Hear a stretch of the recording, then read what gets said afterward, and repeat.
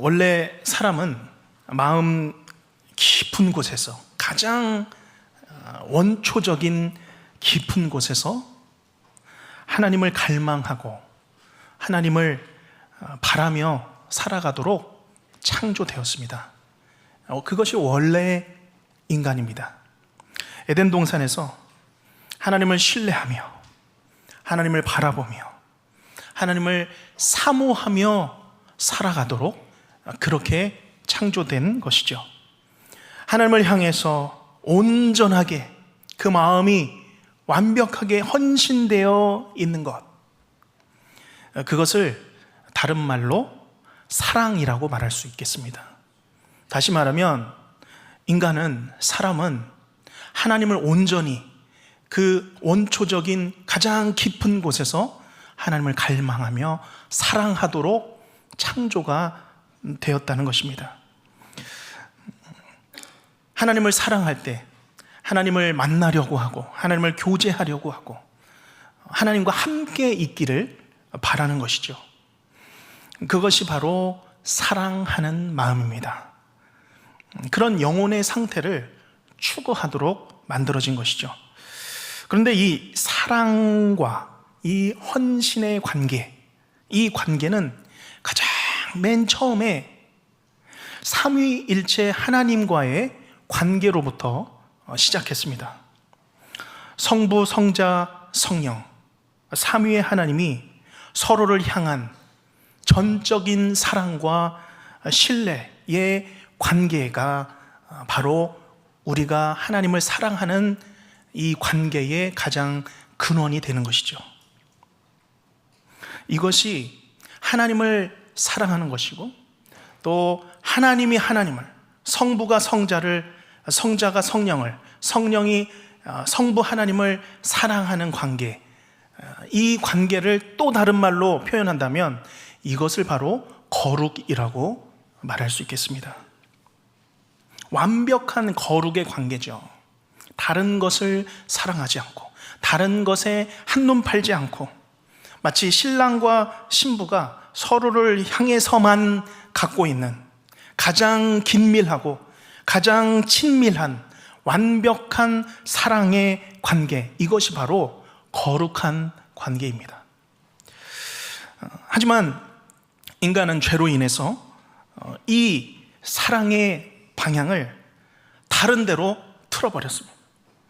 사랑을, 하나님을 향해서 나아가야 될 이 사랑이 다른 대상을 향해서 헌신하고 사랑하고 갈망하고 욕망하게 되었다는 것입니다.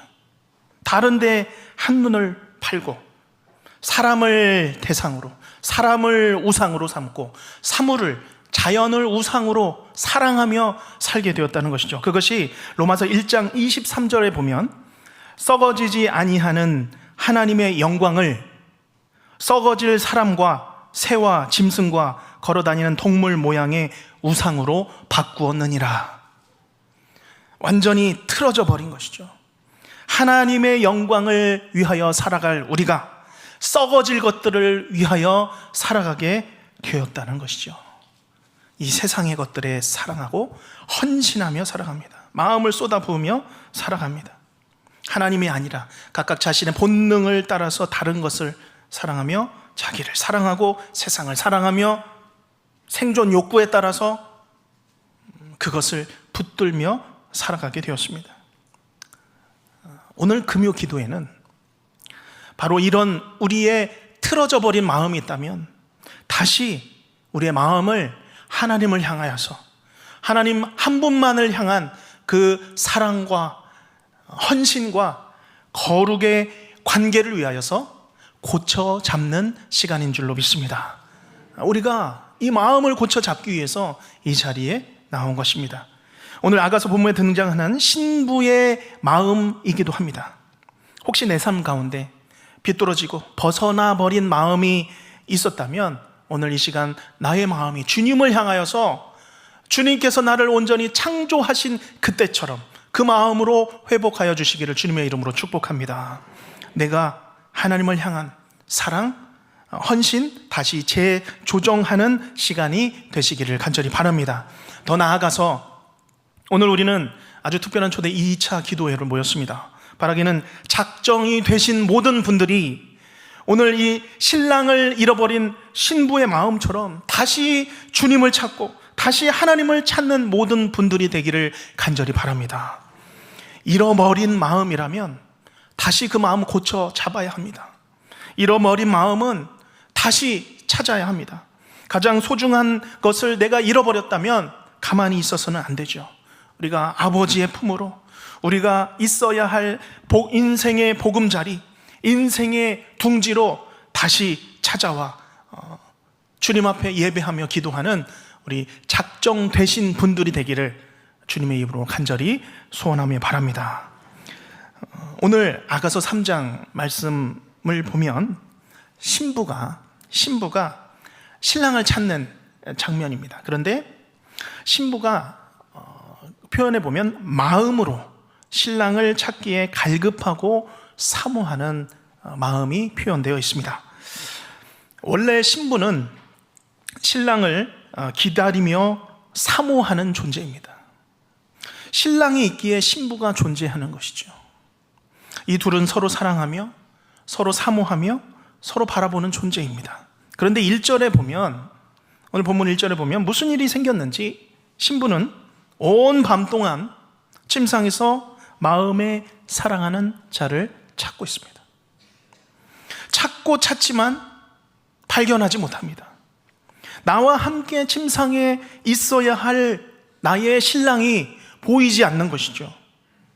이 부분에 대해서 성경학자들은 여러 가지로 해석합니다. 문자적으로 이 술람미 여인이 솔로몬을 찾았던, 진짜 찾아 헤맸던 그런 일로 해석하기도 하고, 그런가 하면 이 술람미 여인이 꾸는 꿈으로 해석하는 학자들도 있습니다.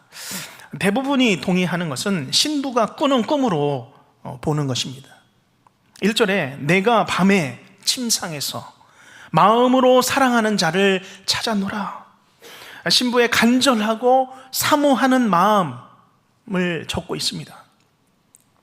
자, 그런데 지금 이 신부의 마음은 무엇입니까? 지금 이 신부는 꿈에서든지 마음에서든지 어느 때에 지금 신랑을 잃어버렸습니다. 신랑이 어디 있는지 알지 못하는 상황이죠. 내가 너무나도 사랑하는 신랑이 내 옆에, 바로 내 옆에 있어야 하는데 이 순간 보이지 않는 것입니다. 신랑이 없는 신부의 마음, 여기 4절 안에 담긴 신부의 마음 읽어보면 어떻습니까? 굉장히 불안합니다. 초조해야 합니다. 애타게 조바심을 가지고 어디 있는지 찾아 헤매고 있습니다. 신랑이 없는 삶은 그렇습니다. 찾아 헤매는 삶이죠. 방황하는 삶입니다.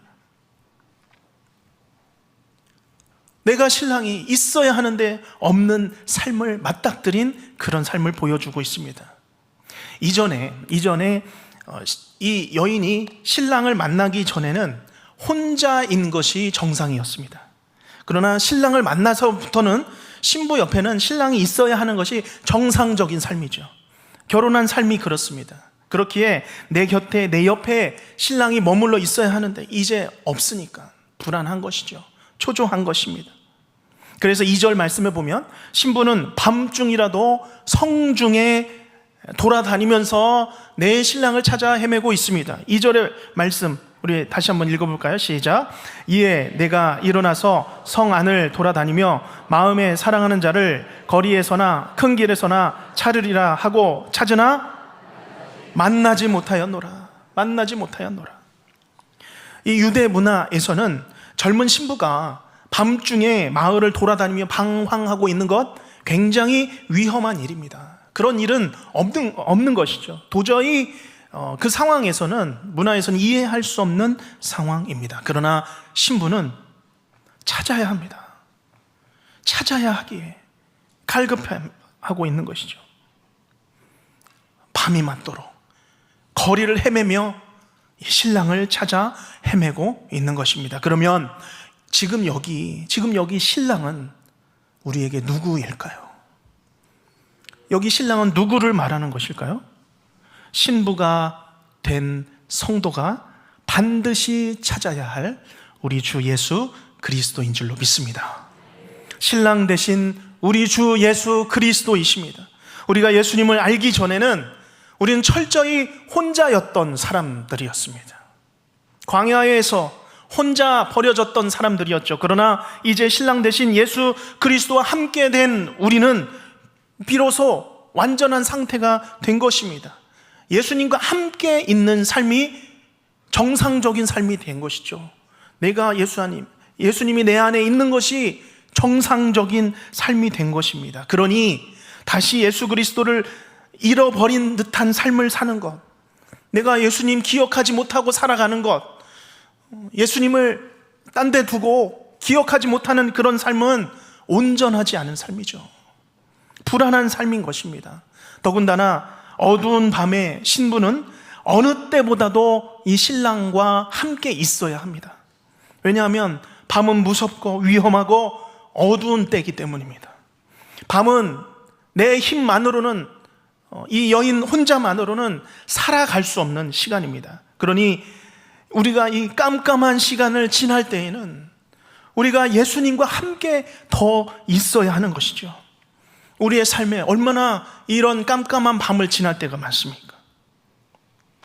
내가 복음을 알고 예수님을 만났다 하더라도 우리가 때로는 이렇게 예수님을 잃어버린 삶을 살 때가 찾아옵니다.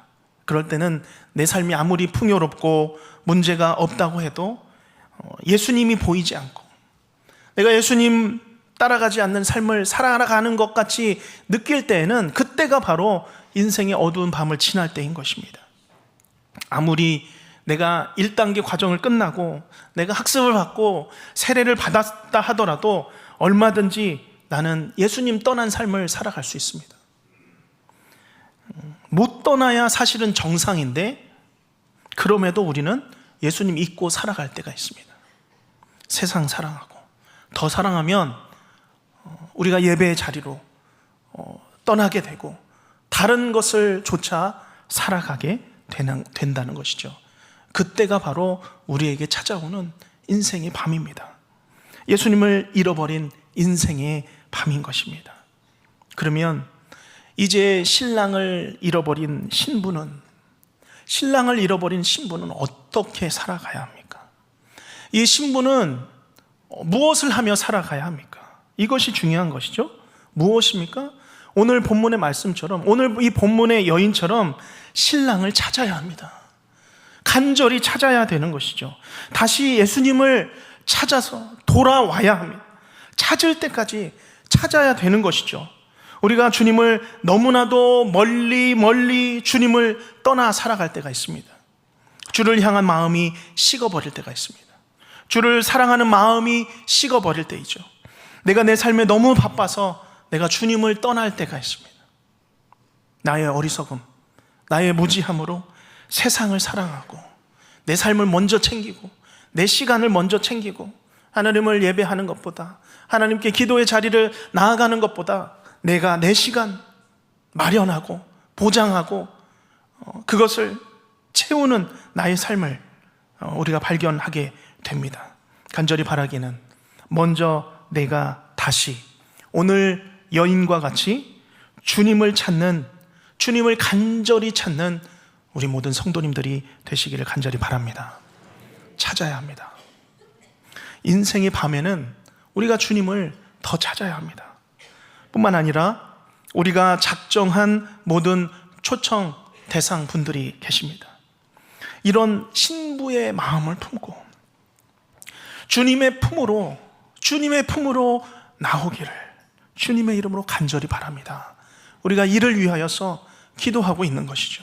성령 하나님께서 주님이 그들의 마음을 움직여 주셔서 오늘 이 여인처럼 밤이 맞도록 주님의 이름을 찾고 주님께로 더 가까이 동행하기 위하여서 달려나가는 우리 모든 초청되신 분들이 되기를 주님의 이름으로 축복합니다. 내가 이제 주께로 돌아가리라. 세상 버리고 주님 품에 안겨 편히 쉬리라. 이런 마음이 성령 하나님께서 그 마음 움직여 주셔서 입술로 고백하게 되기를 간절히 바랍니다. 우리의 가정 안에 있습니다. 우리의 자녀들입니다. 우리의 남편이 있습니다. 우리의 아내들이 있습니다. 우리 모든 가정이 하나님 주님을 찾게 하여 주시옵소서. 주님을 찾게 하여 주시고, 인생의 허무함과 육체적인 만족과 주님 허영에서 주님 이제는 벗어나게 하여 주시옵소서. 그 마음이 주님을 떠난 마음이라면, 주님을 떠나서 그 마음 공허한 마음이라면, 오늘 이 여인의 마음처럼 내가 주님을 찾으리라, 만나리라, 그 마음 가운데서 일어나서 주님께로 나오는 우리 모든 대상인 분들이 되기를 기도하며 나아가시기를 바랍니다. 예레미야 29장 12절 13절은 이렇게 말씀하고 있습니다. 너희는 내게 부르짖으며 와서 내게 기도하면 내가 너희를 들을 것이요, 너희가 전심으로 나를 찾고 찾으면 어떻게 할까요? 나를 만나리라. 나를 만나리라. 하나님은 찾을 때에 만나 주신다고 약속해 주셨습니다. 또한 잠언서 말씀에서는 나의 사랑하는 자들이 나의 사랑을 입으며 나를 간절히 찾는 자가 나를 만날 것이라. 나를 간절히 찾는 자가 나를 반드시 만나게 되리라 약속하고 있습니다. 찾고 찾아야 합니다. 신부가 눈에 보이지 않는 신랑을 찾아가듯이, 찾아 헤매듯이 우리는 하나님의 사랑을 찾고 하나님의 뜻을 반드시 찾기를 바랍니다. 오늘 이 주님을 향한 사랑 반드시 찾고 회복하는 우리 모든 성도님들 되시기를 간절히 바랍니다. 자, 이제 신부는 4절에 말씀에 보면 신랑을 만나고 나서 다시는 놓치지 않으려고 붙잡고 있습니다. 어떻게 만난 만남인데 이 신부가 이 신랑을 놓칠 수가 있겠습니까? 4절 말씀에 마음에 사랑하는 자를 만나서 그를 어떻게 해요? 붙잡고 그리고 마지막에 무엇이라고 표현하고 있습니까? 놓지 아니하였느니라. 놓지 아니하였느니라. 마음에 사랑하는 자를 만나 그를 붙잡고 내가 놓지 아니하였느니라. 다시 찾고 만나는 것, 그것만큼 중요한 것은 또한 그 만남을 지키는 것입니다. 유지하는 것이죠. 지속하는 것입니다. 본문의 이 슬람미 여인처럼 태만하지 않고 게으르지 않고 그 만남을 붙들고 힘껏 그 만남을 유지하는 것입니다. 지키는 것이죠. 오늘 하나님과 우리의 이 사랑의 관계, 이 사랑의 끈을 반드시 붙드시는 성도님들 되시기를 간절히 바랍니다. 성도의 삶에서 하나님과의 관계가 가장 중요한 것입니다. 겉으로 신앙생활을 잘 하게 보이는 많은 사람들 중에 교회 일에는 정말 헌신적인 분들이 있습니다. 그런데 하나님과의 이 친밀한 개인적인 관계가 깨어진 상태에 계신 분들이 참 많습니다. 어떻게 이런 일이 가능한가? 라고 생각할 수 있지만 안타깝게도 그런 일들은 자주 일어납니다. 하나님과의 관계가 거의 없는데도 우리는 얼마든지 일은 할 수 있다는 것이죠. 이스라엘 백성들을 한번 보시면 그들이 그런 삶을 살아갔습니다. 이스라엘 백성들은 하나님께 선택받은 백성들이었죠. 그들은 율법을 받았습니다. 제사 제도를 받았습니다. 제사를 드렸습니다. 때마다 절기마다 기억하고 그 율법에 따라 지키며 하나님께 나아갔죠. 하지만 하나님과의 관계는 깨어진 관계였습니다. 그 깨어진 관계로 그들의 삶을 살아갈 수 있었던 것이죠. 얼마든지 하나님 아래 있는 것 같더라도 하나님과의 관계가 엉망인 삶을 살 수 있다는 것입니다. 우리는 신랑 되신 예수님을 붙잡되 놓지 아니하였느니라.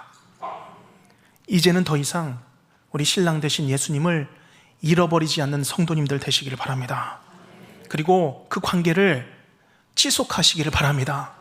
친밀한 관계를, 하나님과의 관계, 우리 예수님과의 관계를 친밀한 관계로 이어가시기를 주님의 이름으로 축복합니다. 하나님과 관계를 나아가기 위해서는 나를 낮춰야 합니다. 그리고 하나님의 팔을 붙들어야 합니다. 하나님, 나는 할 수 없습니다. 하나님께 지혜를 얻겠습니다. 하나님께 삶의 지혜를 얻겠습니다. 주님의 팔을 붙들어야 되는 것이죠.